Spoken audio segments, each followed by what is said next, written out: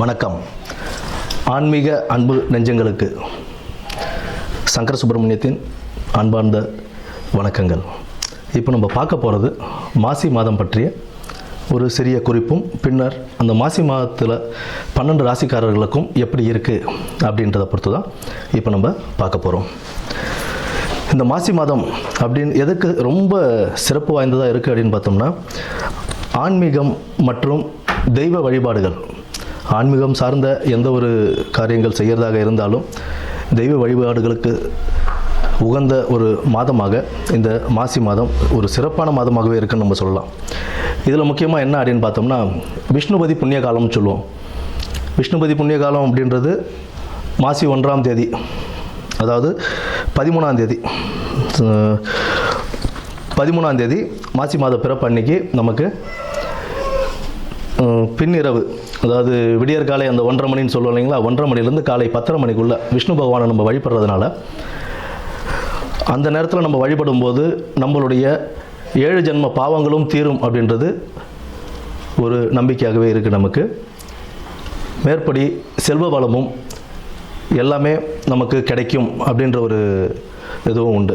விஷ்ணு பகவானை துளசி மாலை அணிவித்து நம்ம வழிபட்டுக்கிட்டு வந்தோம். பெருமாள் விஷ்ணு துளசி மாலை அணிவித்து அந்த விடியற் காலை 1:30 மணியிலிருந்து 10:30 மணிக்குள், காலைல 10:30 மணிக்குள்ளே நம்ம வணங்கிட்டு வரும்போது நமக்கு உண்டான செல்வ வளமும் கிடைக்கும் அப்படின்றது சொல்கிறாங்க.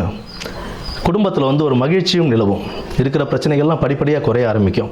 அதாவது இத்தனை வருடத்தில் நீங்கள் ஏகாதசி விரதம் இருந்திருப்பீங்க அப்படின்னா, அந்நிய தினத்துக்கு விஷ்ணுபதி புண்ணியகாலம் அப்படின்ற அந்த தினத்தில் நம்ம விஷ்ணுவை வழிபடும் போது எத்தனை ஏகாதசி, பல ஏகாதசிகள் விரதம் இருந்ததுடைய பலன் நமக்கு கிடைக்கும் அப்படின்றதும் சொல்கிறாங்க.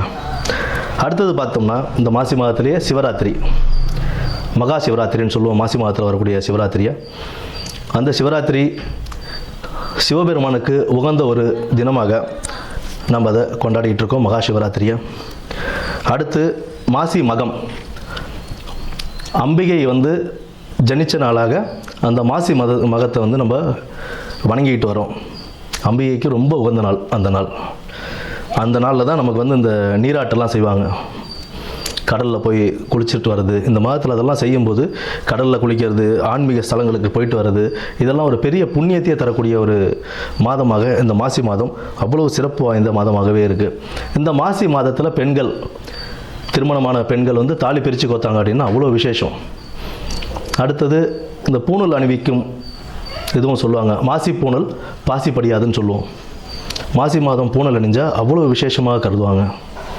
புதுசாக பூணல் போடுறாங்க அப்படின்னா, யஜ்ஞோபவிதாரணம் செய்கிறாங்க அப்படின்னா, அதுக்கு மாசி மாதத்தை மேக்ஸிமம் ஆட்கள் மாசி மாதம் தான் தேர்ந்தெடுப்பாங்க. ஏன்னா அவ்வளோ விசேஷமான ஒரு மாதமாக இந்த மாசி மாதம் இருக்குது.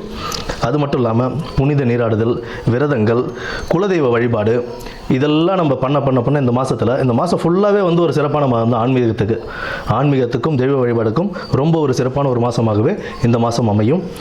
இனி வரப்போவது 12 ராசிகளுக்கு உண்டான பலன்களை என்னன்னு நம்ம பார்ப்போம். நன்றி.